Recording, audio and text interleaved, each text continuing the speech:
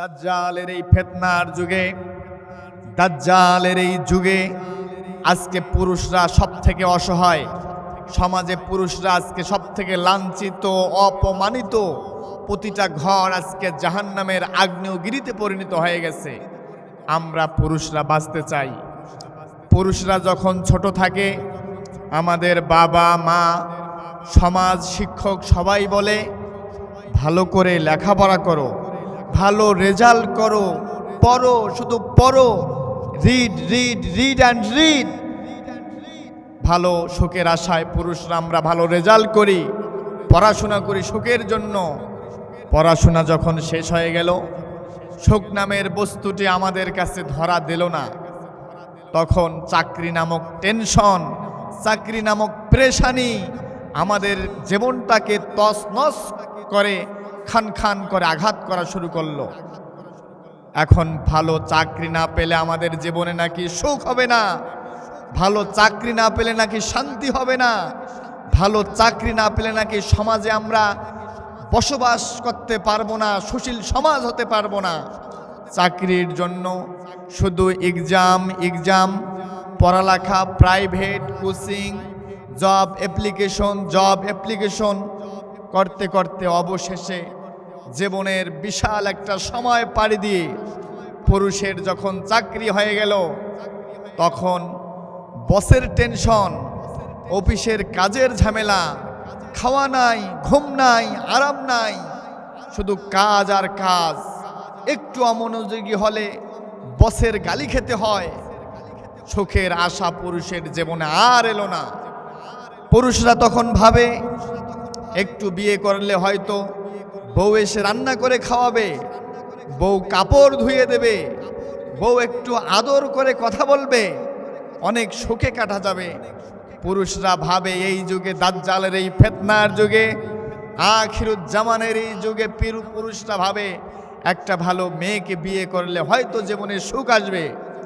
কিন্তু বিয়ে করার পর পুরুষের জীবন থেকে আজকে শান্তির স্থানটুকু, সুখের শেষ আশ্রয়টুকু চলে যায়।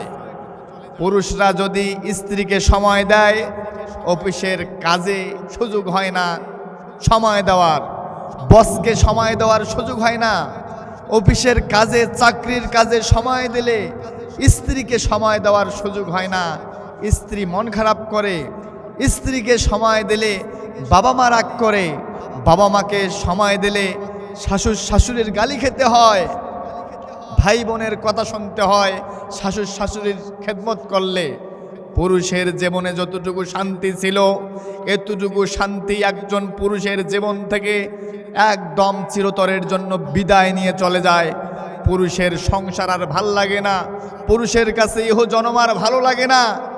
একজন পুরুষ দিন শেষে একজন স্ত্রীর জন্য এত কিছু করলো, স্ত্রীর গহনা, স্ত্রীর কাপড়, ওয়াশরুমের টাকা, একদম বাচ্চার টিউশনি, কারেন্ট বিল, বিদ্যুৎ বিল, মোবাইল বিল, এত কিছু দিন শেষে, মাস শেষে, বছর শেষে শ্বশুর শাশুড়ির খেদমত, বাবা মার খেদমত, সন্তানের খেদমত, সব খেদমত করার পরে একজন পুরুষকে কেউ কখনো জিজ্ঞাসা করে না কাজের ফাঁকে পুরুষ খেয়েছে কিনা।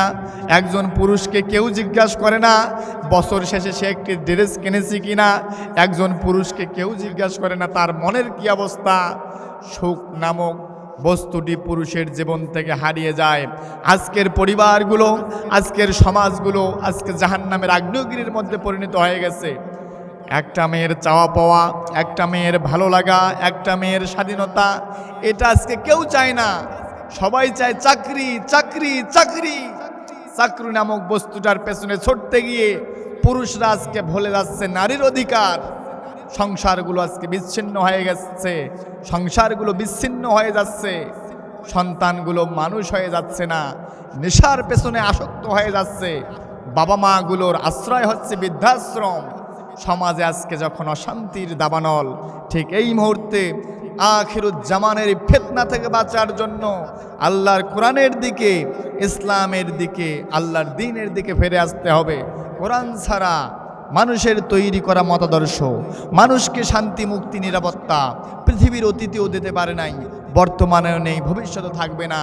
তাও জীবনের প্রতিটি পর্যায়ে সমাজ পরিবার রাষ্ট্রে শান্তি পেতে চাইলে শান্তি মুক্তির দিশার জন্য আল্লাহ রসুলের আদর্শের দিকে আসতে হবে, নবীর তরিকায় আসতে হবে, আল্লাহর কোরআনের দিকে আসতে হবে। আসুন আমরা আল্লাহর কোরআনের দিকে আসি, স্বামীর অধিকার যার যার অধিকার তাকে বুঝিয়ে দেই, স্ত্রীর অধিকার বুঝিয়ে দেই, সন্তানের অধিকার বুঝিয়ে দেই, বাবার অধিকার সমাজের অধিকার বুঝিয়ে দেই।